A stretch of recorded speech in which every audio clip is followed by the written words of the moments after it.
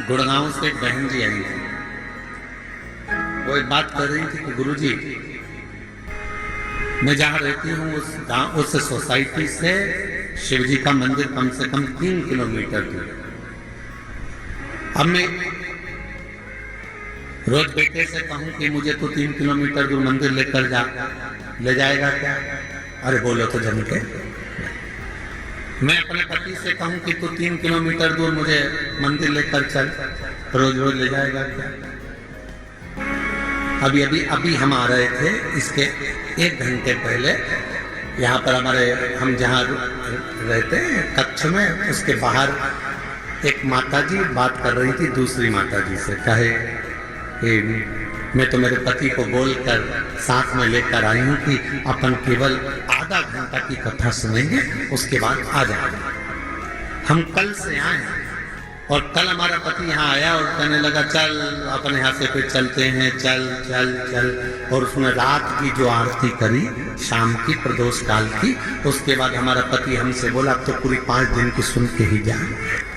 तो माता जी ने पूछा नोएडा वाली ने कि गुरुदेव ये बताओ कि हम 3 किलोमीटर दूर ना बेटा लेकर जाए, 3 किलोमीटर दूर ना हमें हमारा पति लेकर जाए, 3 किलोमीटर दूर बिना मैं साधन के जा नहीं सकती, और नीचे उतर के इतनी ट्रैफिक में जाऊं और कुछ हो जाए, शरीर को कोई ठोकर मार जाए, टल्ला देकर चले जाए, शरीर में कष्ट हो जाए, तो फिर मंदिर कैसे जाऊं? अब आप बताओ, आप कहते हो सारी समस्या का हल 1 लोटा जल। अब ये समस्या भी मेरी मिटा,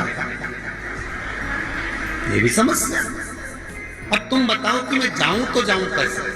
तो हमने कहा मां, शिव पुराण की कथा कहती है जब तक शरीर चले तब तक भगवान के मंदिर जाकर 1 लोटा जल चढ़ाओ, और जब तुम्हारा शरीर ही इतना भारी हो गया, चल नहीं पाती हो, जा नहीं पाती हो, तो फिर एक काम करो, अपने घर के अंदर जो शिवलिंग है उस शिवलिंग पर जल चढ़ाओ और बाबा से प्रार्थना करो कि मेरे इस जल को महाकाल राजा तू स्वीकार करना, मेरे इस जल को काशी विश्वनाथ तू स्वीकार करना, मेरे इस जल को बाबा वैद्यनाथ तुम स्वीकार करना, मेरे इस जल को हे कृष्णेश्वर नाथ तुम स्वीकार करो।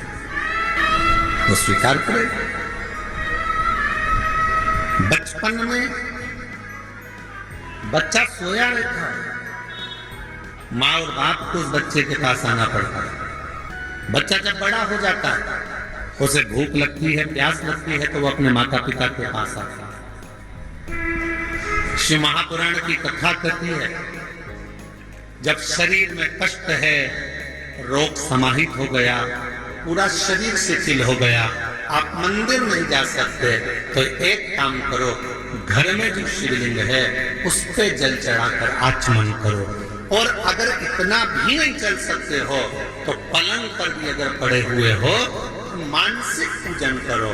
आज मैंने भोलेनाथ जी को जल चढ़ा दिया है, बाबा मैंने आपका जल चढ़ा हुआ पी लिया है। श्री शिवाय नमस्तुभ्यं, श्री शिवाय नमस्तुभ्यं, श्री शिवाय नमस्तुभ्यं, श्री शिवाय नमस्तुभ्यं। बाबा मैंने जल चढ़ा दिया, बाबा मैंने आचमन कर लिया, पलंग पर पड़े, शरीर नहीं चल पा रहा, आप अपने कमरे से निकल भी नहीं पा रहे, कहीं जा भी नहीं पा रहे हो, तो भी उस शिव को याद करो, उसका भजन करो, उसका स्मरण करो। तुम नहीं जा सकते तो क्या हुआ, तुम्हारे भक्ति के बल से एक दिन कुबेरेश्वर बाबा तुम्हारे दरवाजे तक जरूर पहुंचेगा, तुम्हारे घर तक जरूर पहुंचेगा। आप जाओ।